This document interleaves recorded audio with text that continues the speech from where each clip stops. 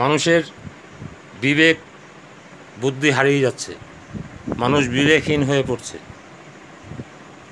একটা মিষ্টির দোকানে মিষ্টি নিল, একটা হাফ 100 টাকার নোট হাফ, তার মধ্যে 20 টাকা ভাঁজ করে দিয়ে সে মিষ্টির দোকান থেকে 120 টাকা মিষ্টি নিয়ে চলে গেল।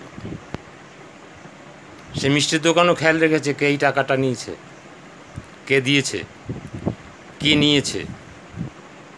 এবার সে তাকে আর খুঁজে পাচ্ছে না, 2 মাস ধরে আর পাত্তা নাই। 2 মাস পরে এসছে মিষ্টির দোকানদার, তাকে বলছে আপনি যে এই আমাকে এইরকম ঠকিয়ে গেলেন, এইভাবে আমাকে হাফ 100 টাকা আর 20 টাকার নোট দিয়ে 120 টাকার মাল নিয়ে গেলেন, এই মালটা অসম্ভব অসম্ভব। বলছে ঠিক আছে আমি ঠকলাম, ঠিক আছে, কিন্তু ভগবান তো আপনাকে মাফ করবে না।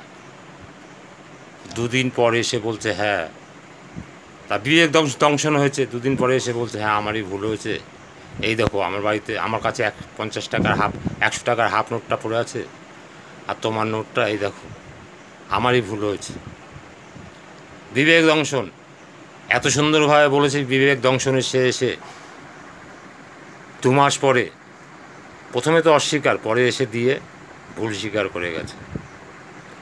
তো মানুষের বিবেকটাকে এরকম ধাক্কা দিতে হবে, আপনার ভালোভাবে ভালো ভাষায় ধাক্কা দিতে হবে, তাহলে যদি তার পরিবর্তন হয়। না তো তার পরিবর্তন হবে না, ঠকানো নীতিই থাকবে। তাই খুব সুন্দরভাবে সে তখন 100 টাকা ফেরত দিল এবং 2টো হাফ 100 টাকার হাফ ছেঁড়া নোট সে নিয়ে চলে গেল। এইভাবে বিবেককে ধাক্কা না দিলে মানুষের পরিবর্তন হবে না। মানুষের পরিবর্তন হওয়া দরকার, একান্তই দরকার।